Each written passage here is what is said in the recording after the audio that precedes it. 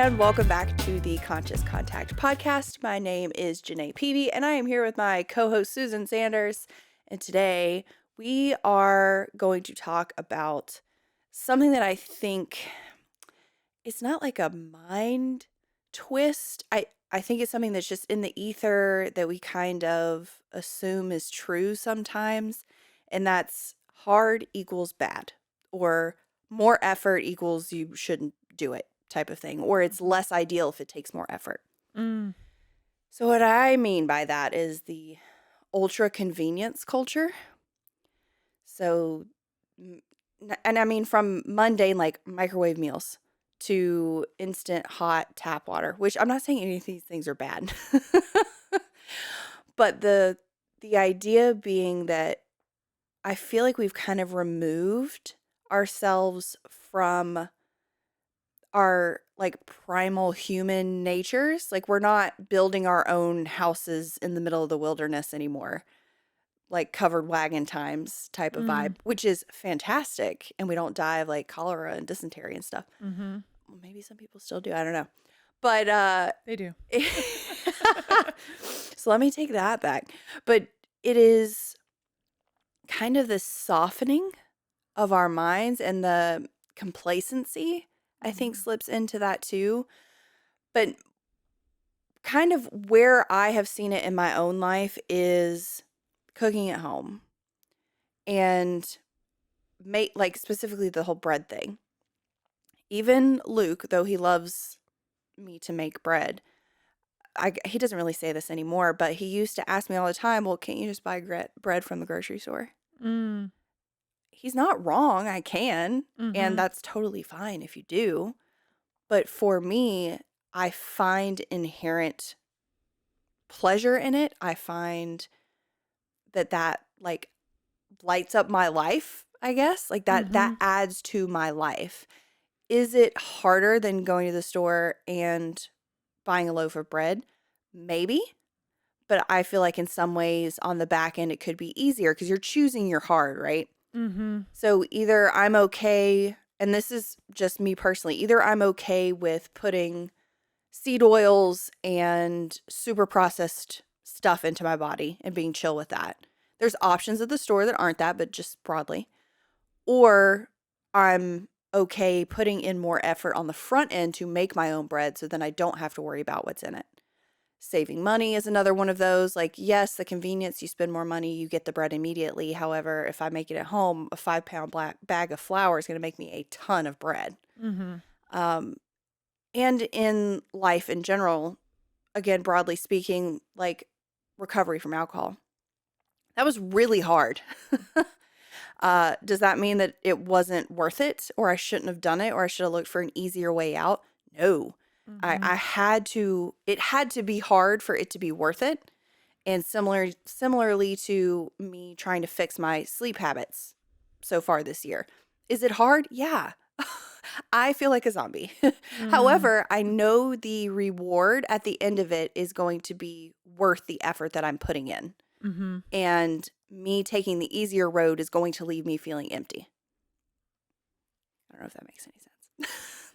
I think so. So a couple points that I want to pull out of there and talk more about. So it sounds like what you're saying is there's a continuum of easy to hard. Yes.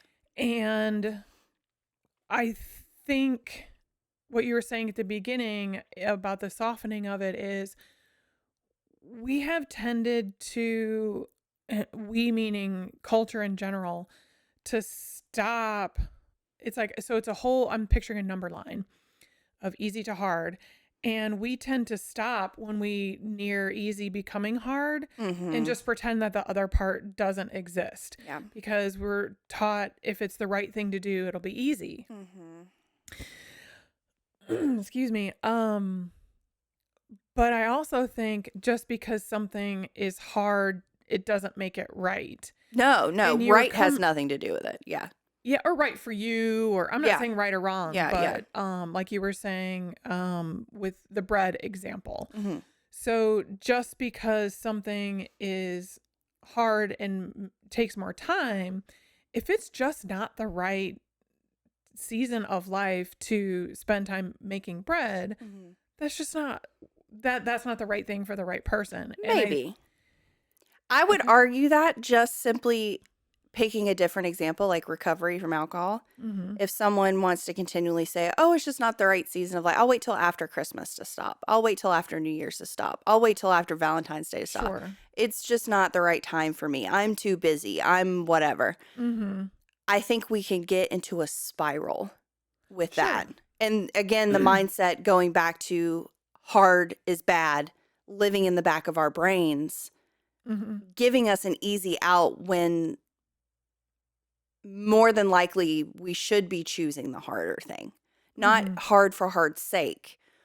Yes, that's what I'm trying to Yes. say. Yeah. And what I was going to continue on to say is that what is right for one person doesn't make it right for another person, and connecting your hard to being really the right thing for you takes time to consider and to connect with Mm. your values. I mean, it always comes back to Yes. that. Yeah. So it someone may be really interested in, again, baking bread. We'll use that example, but quite literally is working 3 jobs to put their kids through school, Mm-hmm. and they don't have time to do that. But now I think you need to kind of interrogate the why a little bit Yeah. more of, truly is it. And let me give an example that's not bread, because I think we're stuck on that. Is that I working with women in a personal training sort of mode, I guess. They're trying to exercise more, and and especially in my 20s. So, open letter to everyone that I personal trained in when I was in my 20s. They would always say, "I don't have time. Mm-hmm. There isn't time in my day." And I Mm-hmm. always thought that was a big excuse until I started down the path of working motherhood. And then I realized some days there just literally is not time in that day. Now, I would look at, okay, there are 7 days in a week. And what is it that I'm so busy doing? Are there things that I need to prioritize, to go back to the values thing? It's going to be hard for me to say, I can't go to, thus and such event. I'm not going to the music concert or I'll be late to the music concert because I have to get this exercise class in. I do twice a week. I just need this thing twice a week, 2 hours a week of 168 hours. Mm-hmm. I can be late to the kids thing. So I think there's the give and take that sometimes it truly is not the right time. Mm. Um, Now, in an example of sobriety, that is even more so of interrogating why. Like, why isn't now a good time? And I remember when I quit, I was like, well, we're about to enter December. My sobriety date is December 1st. And we're about to enter, all the holidays, my kids' birthdays, all that. And I was like, there's no way that I'm getting through all of that without alcohol. Mm-hmm. And my husband, who is not an alcoholic, is just really smart and not in touch with his feelings, but he's in touch with my feelings. He said to me, well, if you think you can't get through all of that without alcohol, maybe now is the time to stop. Mm-hmm. And I was like, you need to pull this car over, and I'm going to run screaming down Battleground Avenue, Yeah. because I can't, like, the truth in that it was just a gut punch. So I'm agreeing with you that sometimes it is bullshit that someone doesn't have time or it's the wrong season. Mm-hmm. But I also think that it's a continuum. Not right now doesn't mean not ever. Mm-hmm. And there was something else that you had mentioned that I wanted to I got to get back in the writing of my notes. So let me stop there before I start rambling. Yeah, I'm definitely more of a hardliner with that stuff. 'Cause like the girl that wants to make bread but works 3 jobs and has kids, my thought process would be, okay, is it the bread you want to make, or is it the fact that you want to opt out of this crazy nonstop hustle till you die life that you have? I think we're both very privileged that we don't have to work 3 jobs to pay our rent, pay our health care. There are people that choose between food and their prescriptions. And I have been there in my life. I'm Yeah. very privileged now. However, that's Yeah. not how I was raised at all. Yeah. Yeah. So I think in a situation like that, it isn't necessarily somebody hustling as much as just literally trying to make ends meet that hmm I'm saying. I want there to be room for everything. So as we're talking about this and people are hearing it, if they're just like, well, you don't understand, I do think there's value in the softening and inviting everybody to the table and figuring out why is it you're saying no or not right now. Yeah, that's kind of what I'm diving into is maybe looking at why you feel like you want to slow down enough to make bread. Like maybe looking at your why underneath that. Maybe you need to go to Mhm. therapy to deal with some kind of underlying trauma if you don't feel like you have that area to land in. Like I didn't get taught how to cook when I was growing up, so that was Mhm. definitely healing an inner child thing for me when I taught myself how to cook. Mm. And it is a continuum. However, I would say that there is a reason behind all of it, and as long as we're looking at that, that's what makes the difference. I'm not Mhm. saying everyone buck up or shut up. You guys are pieces of shit. You just need to get, pull yourself up by your bootstraps. I'm not saying that at Mhm. all. Mhm. It's investigating why you have a hesitation to doing the hard thing. Yes. Yeah. Yeah. Why is there an avoidance to the hard thing? So, Yes. one of the things I was thinking about as I was getting ready for this episode is the idea of just because something is hard doesn't mean it's right. And it also doesn't mean it's wrong. Mm-hmm. You know, the if something takes more time, and I think about this with writing a book proposal that it is really hard and the words aren't coming and it's taking time excuse me, it's taking time and I'm finding it's not writer's block as much as just maybe this isn't the right path, whatever it might be. It's hard and I think it's the right thing cuz when I'm finished with, that 90-minute block or whatever, I feel satisfied with it and, positive feelings, blah, blah, blah about psychology. Now, what happens to me, and I don't know if you have like reflections of after the doing the hard thing, but what I find is the more I show up for the hard thing, the more the universe will kind of reward me with those breadcrumbs along the way. Yep. So right now writing is not going very smoothly, but as I mentioned a few episodes ago, there's a Sunday writing group that I was invited to join. And then in the last week I saw the library in our town has a monthly writing group. Oh. So maybe I'm just trying to do this alone and I just need to be around other people that are writing, whatever it might be. I feel like that is the universe saying, it sucks right now. Just keep sucking. You're sucking, it's sucking, it's all together, but Mm-hmm. keep showing up for it. Yeah. So that's how I don't want to just say, well, I stop when something's hard or I keep going when something's hard. How do you know if you should keep going when something is hard? Till I see it to fruition, honestly. Be damned what the consequences. Well, there's not, I mean, I'm not like burning my life down anymore. So there's not like really high stakes consequences to anything that I'm doing. Yeah. I think that things like fixing my sleep habit, does it suck right now? Fuck yeah. I normally go to sleep with the television on, and I don't want to do that anymore because my sleep is shit. Yeah. And to start to fix that, I can't turn the TV on when I get into the bed. So Mm-hmm. I've been replacing that with reading, and I've had terrible insomnia, Mm. and I'm not sleeping, and I'm taking like non-habit forming sleeping meds, and it's not helping, and I'm not sleeping, and it sucks. But Yeah. I have to put the work in Mm-hmm. to be able to reap the benefits on the other side of that. Because if I stop because it's hard now, I will never fix the problem. Mm-hmm. I will continue to lean on that crutch, and I won't ever have good sleep. Mm-hmm. If I don't do all of the experimenting, all of the whatever now, I'm not going to get to a place where I do have that normalized behavior again. Mm-hmm. Why is it important to have a normalized behavior? How do you know if it is a should versus a something that your higher power wants for you? How I do you know mean, it's if an we're not authentic talking about my decision? sleep, because I think that's just like, yeah, you should have good sleep. Um, with stuff in general, I will sit and pray, like, please show me if this is the path that I need to go Mm. down. Mhm. I do believe that there's a fine line between things being hard and straight up the universe just putting roadblocks in your path, saying you don't need to do this. I Yeah. think those are two very different things. Like, your effort is one part of that, and then the world's response to it is the other part of that.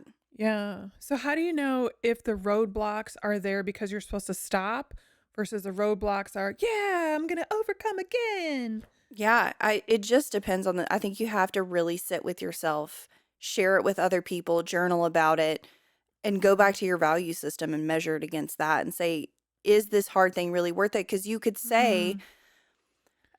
every farmer that we have in the United States, you know what I mean? Yeah. You could tell them, "Oh, well, you lost your whole crop to this. You should never farm again. You should shut it down right now." Mhm. You could say that that's the universe telling them to stop. However, they are responsible for feeding the world.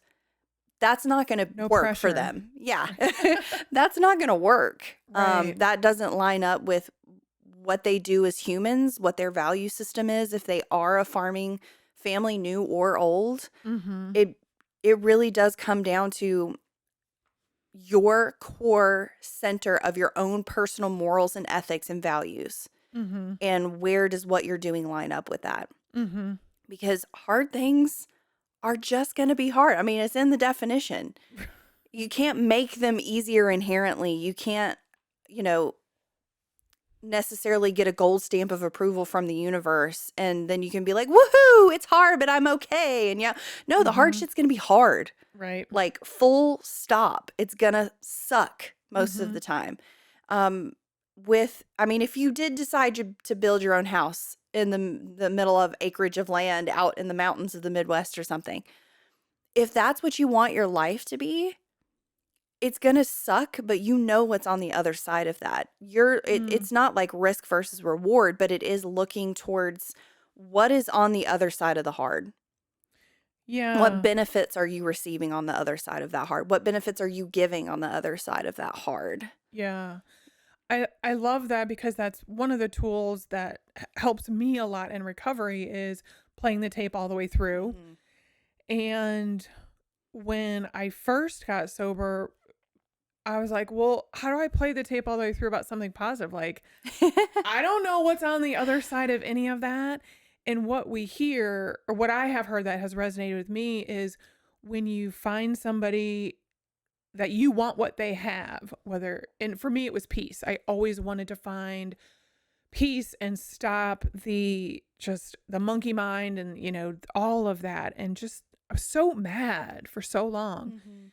And when I found other women in particular that had that peace, I was like, okay, that is on the other side. Yeah.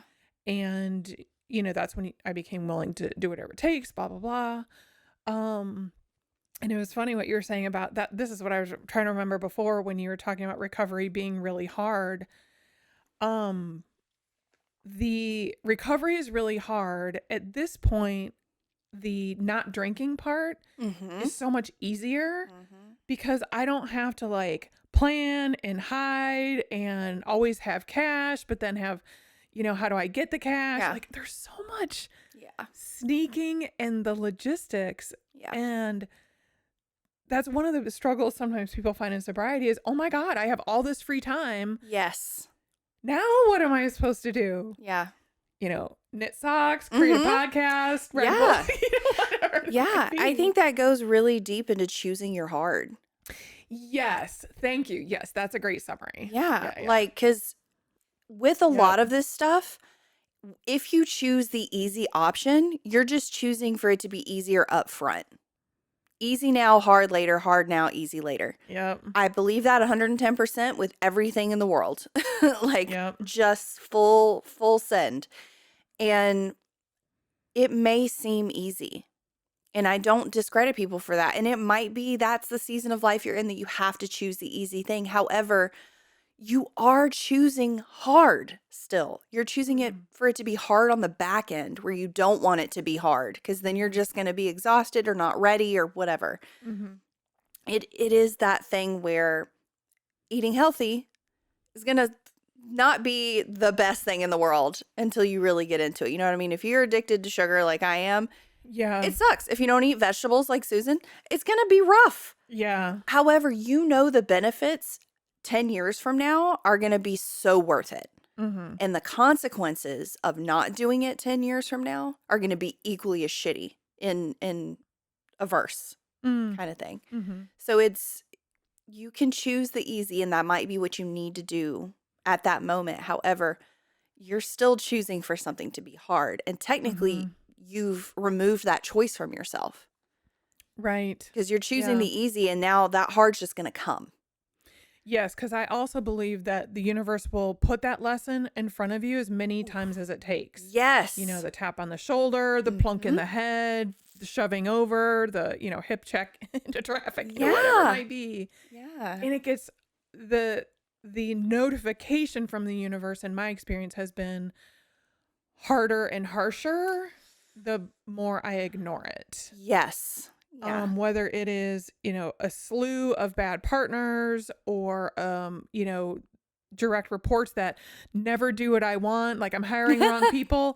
You're hiring wrong people. Well, you're the common denominator, Sue. Let's Uh-huh. really Yeah. call a spade a spade. Yeah. Um, yeah, in hearing and being able to stop and consider, going back to applying it to your values, why am I not listening? Uh-huh. Yeah. I in equal and opposite measure, the like attaboys from the universe when you do choose the hard thing that lines up with your values and morals. Right.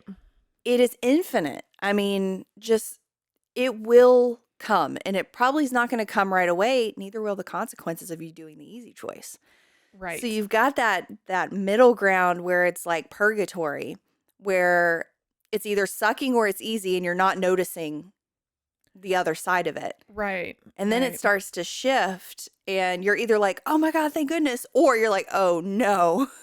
Right, because you know what? I never said mean things with the first beer. Uh-huh. After the 10th, that's when all of the anger Yeah. spewed all over my people. Yeah. So, yeah, when I was, like, "Oh, well, I can have one and I'm not saying mean things." Well, it's Yep. never the early consequences that Yeah. truly burn you. Yes. Yeah. Now, one thing I do want to say, to go back to the whole, the hard thing is not always the right thing for a Mhm. person, is often that's extreme examples. Like we were talking about the buying food or meds example. It's more common in our world than it should be, and in America than it should be. Mhm. But then another example I think of is how hard former me tried to hang on to relationships Mhm. that were not good for me. So if Yeah. there's somebody that is, being mentally or physically abused, well, love hurts. Like if I hear one more dumb song telling me that love Mm-mm. hurts, I will No. well, I don't have a radio, but Yeah. I'm going to smash my car radio. Yeah. Um, so that is another situation where I think if you were given the messages growing up, love hurts, love is hard, it takes work in a marriage. Mhm. Yes, it does. Yes. And that work is not fixing someone else Mm-mm. or That works all on you for your own stuff. or going to the hospital to fix your own injuries like that. If someone is being Mhm. physically abused and they just need to take better care and I need to do this so I don't get hit, Oh, yeah, and then I think we drift back into an extreme example, yeah. that I want to lay out as another extreme example that we're not saying persist in any No. situation. And that's one Yeah. of the questions that I'd love to ask in interviewing employees is, have you ever persisted too much? Mm. And it's interesting when you hear their responses. I would much rather hire the person that says, um, yes, this is the example and this is what I learned from it and this is what I've done to change my behavior in it, Mhm. rather than, yes, that my last boss was an asshole. That's why I'm sitting here interviewing. Because you can persist too long, and it's okay to change your mind because Mhm. you realize, oh, dang, I'm doing that thing again. Let me change my mind Yeah. and do something else. Yeah, I think you're persisting in the wrong direction because you're not clear Yes. on why you're doing the thing to begin with. Right. Yeah, yeah. Hmm. No, it is really like procrastination is another like gentle example. Mm. It's very easy to procrastinate. It's Yes. This is a super great easy. example. Yeah. Yeah. So you procrastinate and life is good and your days are free and you're not having to do anything and then it's the due date of whatever you need to do. Right. And the world falls down and you're a bitch to everyone and dinner doesn't get made and the Right. dishes are everywhere and Because we did it to ourselves. But yes. we don't want, what I find for myself is I don't want to admit that I just wasted 3 days. Uh-huh. So this is your fault Yep. because you didn't pick up the garlic. Now I have to go back to the store and get the garlic, Yep. and now dinner's ruined. Yep. Yep. So, Yeah. Yeah. When the thing that you need to do for me, yes. the thing that I need to do ranges in time commitments from less than 5 minutes, and I will procrastinate on that like a phone call to somebody or something. Yep. Or it will take me literally less than an hour to do Yes. whatever it is I need to do. Yeah. Yet I will tell myself, oh, that's such a big ask. I'm going to wait until I have this Yeah. huge chunk of time.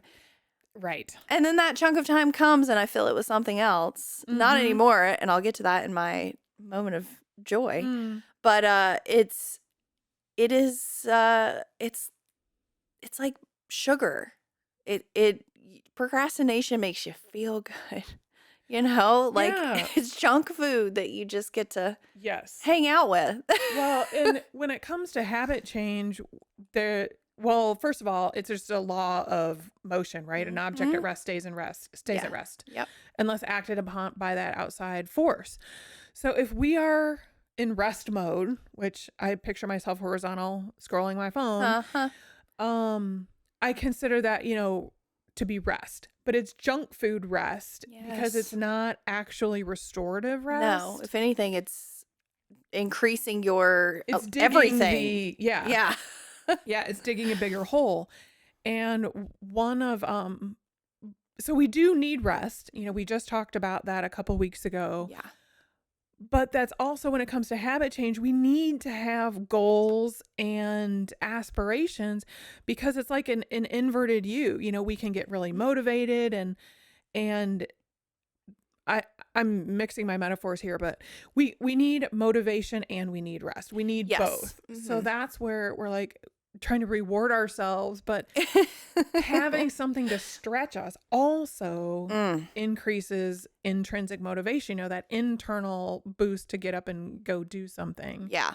And one of the she's one of my favorite authors, Laura Vanderkam, and I'll link it in the show notes. One of her recent books talks about effortful before effortless. Mhm. And it might just be, let me just wash the dishes before I sit down to watch Yes. TV. Yes. Or let me make this one phone call before I read the chapter. And Mhm.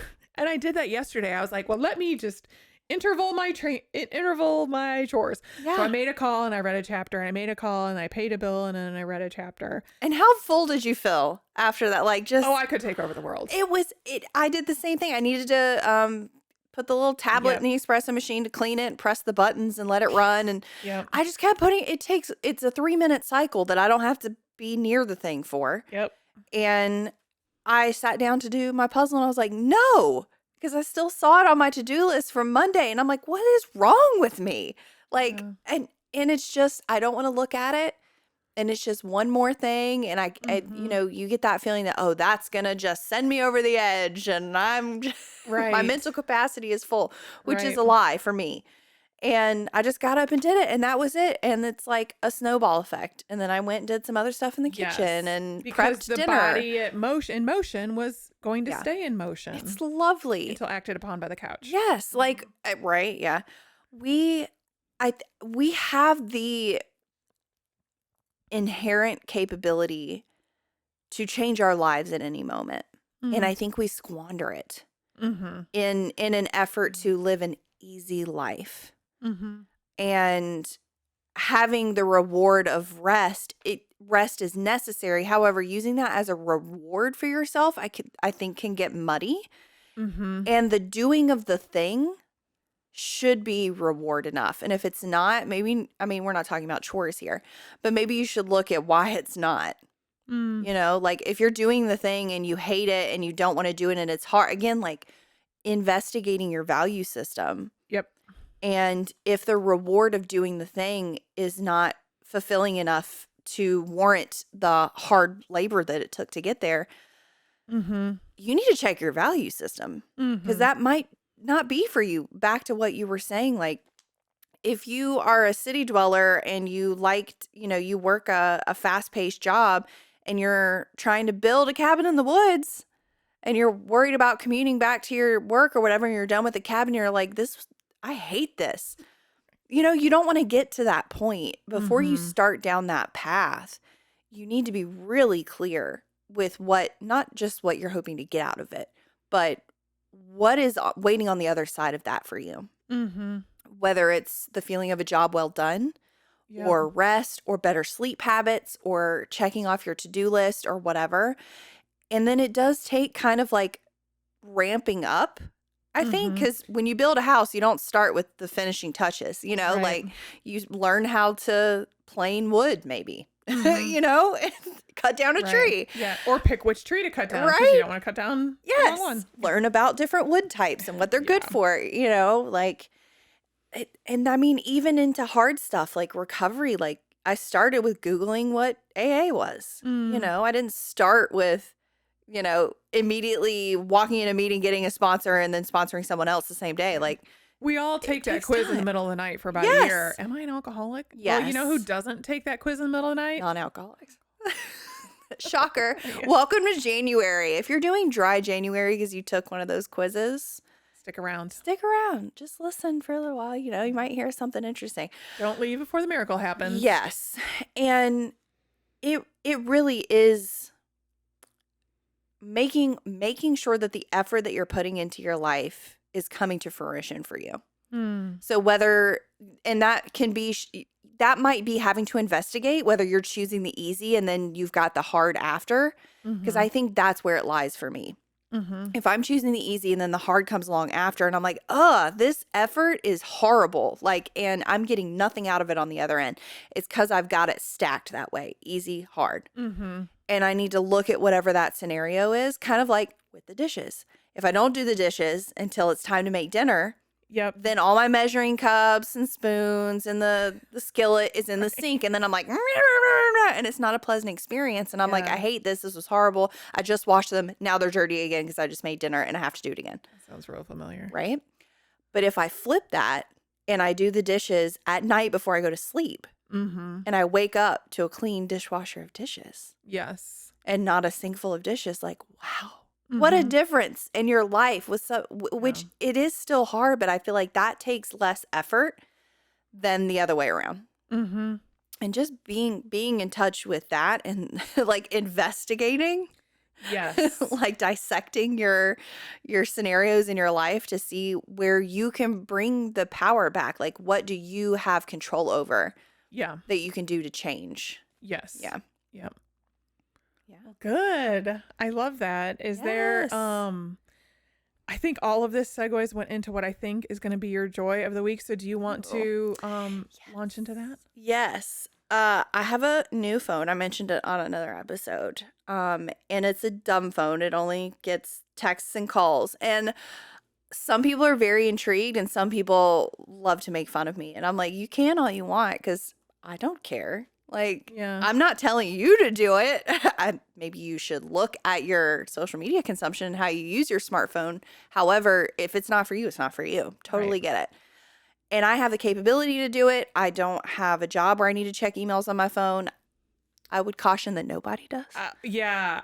I was But- trying not to interrupt you, but I know. There's most people, that's their response. Mhm. Oh, I'd love to do that, but maybe when I retire. And I'm like, oh, okay.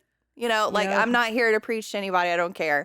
I'm glad I'm not that important. Yes. Yes. Mhm. Thank God. Yeah. No emails I get are that I important. do like the convenience where I can respond to something because maybe I should be in front of my desk, and I'm not. Yeah. Again, that's a zhuzhing of But that's routine and convenience convenience. versus I think I need to respond right now. Sometimes it's good for I'm trampling all over your joy. I'm No, sorry. I I was going to love say it. sometimes it is helpful for me to see it in the line of the checkout and be like, "Oh, I need the 20-minute drive home to check myself rather than blah, blah, blah." Yes. Yes. So that's part It's a of it. built-in pause. Yes, it is a built-in pause. I don't have access to the internet on this phone. I can't check the weather. I can't check emails. I can't look at my calendar. Any of that stuff. And we Right. talked about this on a previous episode. I can't check my calendar. So if someone says, "Hey, let's get together for such and such," Mm-hmm. I will say, "I'm going to check my calendar when I get home." And then I'll Yeah. text you with some dates. Yeah. So that immediately makes my time more of a priority for me, because I think that's the most valuable thing we have, and I've been squandering it by just overscheduling myself. Yeah. Because I can pull my thing up and I'm like, "Oh, I've got an hour and a half between these two things. Sure, let's do," and then I feel crazy afterwards. Yes. But yeah, I don't check social media other than on my computer. I have so much more time in my life. There's no notifications going off. Mm-hmm. There's no nothing. If I hear a ding, that means I have a text message or someone is calling me and it's a ringtone. That's it. People are calling on your phone? Fuck yeah. That's weird. I told him, I said, "I don't really like texting on this thing. It's got voice to text, so it's totally fine. But I'm setting them with the expectation that I don't really like to text anymore, and I don't. I would rather a phone call at any point in time." Yeah. But I was like, I'm just going to call you. This is too much to text. I'm just going to call them. Right. And it allows me to have more conversations, like genuine conversations, instead of like a okay text message or a no or what, you know what I mean? Yes. And it is just glorious. It's glorious, and it is hard. I do have to like rejudge my life and make sure I'm on my P's and Q's with my paper calendar. And like, I still have a digital calendar on my computer that I also put things in. So when I'm at my computer, that's what I can look at. Sure. And invite people to meetings and stuff. Because I'm still on social media for my quote unquote job and all of that. Why is that quote unquote? I don't get paid for it. Okay. Yeah. My planner business has never been profitable. Yeah. So theoretically, I don't make money. Right. Yeah. Yeah. Okay. So it's lovely. That's wonderful. Yeah. What about you? Good. Well, you mentioned puzzle earlier, and that is my joy. My mother-in-law gave me a puzzle for Christmas, and I suck at puzzles. Like, I am terrible at them. I've got this spatial awareness block that like I just can't. But every day this week, Paul and I, and most oftentimes our 21-year-old has been sitting in the evenings doing this puzzle with us. It's all out on the table, right in front of the TV. Sometimes the TV's on, sometimes it's not. We watched a whole season of the food truck show on Netflix. Oh yeah. Not watched, but listen to it. It's just so great. And you know, a lot of people complain about teens and young adults and parenting them, but this is a great like, you don't always have to be in the car to have important conversations. Yeah. Sometimes you can be doing something else and not look each other in the eye to have those conversations. Yes. Yeah. But it's also a bonus because it's got like, cheesy positive messages that I love. Ooh. So I'm gonna glue it together and put it up on the wall when it's together. But something that I was like, oh no, this is gonna make me feel like a dummy.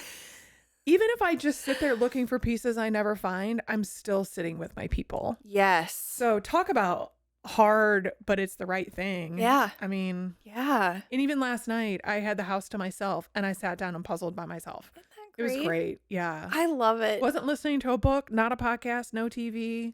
It's dog wasn't like even sitting with meditation, me. Man. Because your brain is just on like a base level of recognizing shapes and colors. And you're like, I have nothing in my brain when I'm doing it. Yep. And all I could think of was, I need the blue piece for smile. I need the blue piece for smile. Like, yeah. That's all I could think of. So it was delightful. It really plus. Was. Yeah. Love it. Well, also delightful. Let's talk about our book club because we Yes. want to let everybody know what the book selection is for our choice for this quarter. And Yes. I just happen to have it here with me. It is All Good People Here by Ashley Flowers. Yeah. And I hope I got it right in the shot, but if not, we'll If it's in post. front of your face, it's definitely in the shot. Yeah. There we go. Um, Genay and I have both read it and can't wait to talk about it. It's Yes. hard that we've both read it, Mm-hmm. and I mean, no offense, but I don't want to talk to you about it right Yeah, now. I know. wanna I know. Save that. So I'm taking notes on that as well. Of Mhm. course, I've got some things I want to talk about with Yeah. everybody. We only briefly talked about how we felt about the ending Yeah. at one of our business meetings, and that was it. Yes. And it's great. I mean, you need to read it. The ending's great. Just It is. it to me, it's unique. I've not read as much as Susan, so I could be way off base with that. But I really enjoyed it. Yeah. Yeah. Yep. Didn't remember that I picked it for the book club. That's a me issue. I have literally the worst memory of anyone I've ever met. That's probably another thing I should work on, but that's another podcast. Sleep may improve that. It might. That might be the issue. Yep.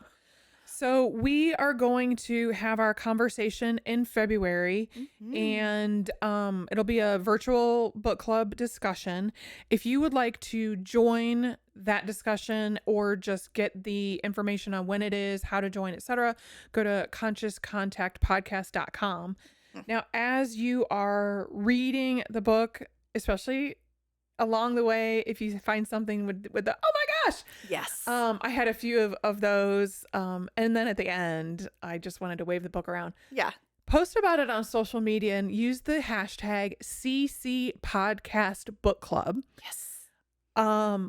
I love the spontaneous moments that we see people reading, and of course the more people join, the more robust conversation we can have. So we'd love to have as many people join us as possible. And you know what? The more people we get reading, the better the world will be. I agree. I might be biased. Yes. So that is our book club.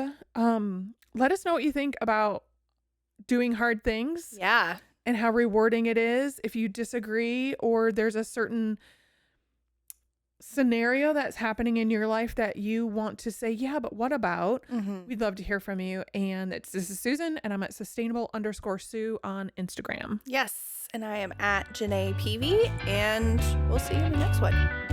Bye.